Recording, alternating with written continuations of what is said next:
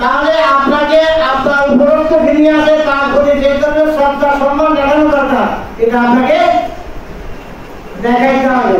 অনেক সময় আমরা মানে অবজ্ঞা করি, উপহাস করি, কারণ আমি মনে মনে চিন্তা করি যে যোগ্যতার দিক থেকে তো আমি ওনার থেকে কম না, বরং একটু বেশি হতে পারে, কিন্তু আপনি পদের দিক থেকে তো তার থেকে নিচে এবং তার অধীনস্থ নাকি? সেজন্য তার সাথে আপনাকে তার মর্যাদা রক্ষা করেই কথা বলতে হবে এবং মর্যাদা রক্ষা করে তার সাথে আপনার সমস্ত কাজকর্মগুলি করতে হবে। আর যদি আপনার অধীনস্থ যারা থাকেন তাদের সাথে আপনাকে সুন্দর ব্যবহার করতে হবে। এই কথা বুঝে আসছে কিনা? দেখেন, আমি কয়েকদিন আগে একটা ভিডিও দেখলাম, আমাদের মরহুম গোলাম আজম সাহেবের ছেলে এই যে ব্রিগেডিয়ার ওনার একটা ভিডিও দেখলাম। ওই ভিডিও কি হলো, সারা দেশে ক্ষমতা এই জন্য সেনাবাহিনীকে বিভিন্ন জায়গায় দায়িত্ব দিয়ে দিল কিনা, ওনার উপরে একটা জেলা দায়িত্ব আসলো।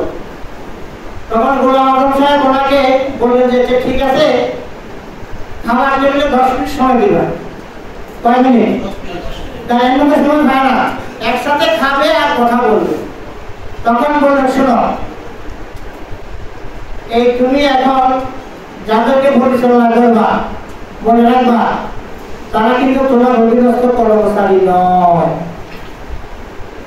এই জন্য তাদের কাউকে তুমি চুরি করে বলবা না। সে যত নিম্নমানের হোক না কেন, একজন ফিরে হোক, তারপর তুমি করি বলবা। তোমার ভিড়ে দায়িত্বের মাধ্যমে যাতে মানুষ মজলুম না হয়, কথা বুঝে আসে। তাহলে দেখেন আদর্শ বাবা কিভাবে একজন সন্তানকে সুশিক্ষা দান করেন।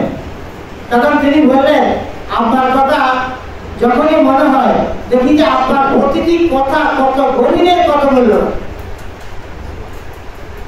এই জন্য আমাদের অধীনস্থ যারা আছে, কেমন আমরা তাদেরকে মানুষ মনে করবো, তাদেরকে আমরা আমাদের গোলাম মনে রাখবো। এরপরে সমাজে আমাদের চলাফেরা করতে হয়, সেখানে বয়সে আমার থেকে অনেক বড়। আমরা অনেক সময় রিক্সা ওঠার সময় রিক্সাওয়ালাকে বলি, এই তুমি যাই না নাকি, অথচ দেখা যায় ওই লোকটার বয়স আমার থেকে অনেক বেশি। আমার কারো কারো বয়স হয়তো আমার বাবার সমান হতে পারে। আচ্ছা বলেন, আমি তাকে এই জায়গা এইভাবে না বলে আমি তাকে বলতাম যে যাবেন, এটি কি আমার মর্যাদা কমতো? আমরা তো মানুষ। আপনি আল্লাহ শুকর আদায় করা দরকার যে আল্লাহ মেহরবানি করে আপনাকে ভালো রেখেছেন, তাকে ঢাকা পরিশ্রম করার জন্য কি আল্লাহ ব্যবস্থা করে দিয়েছেন, এই জন্য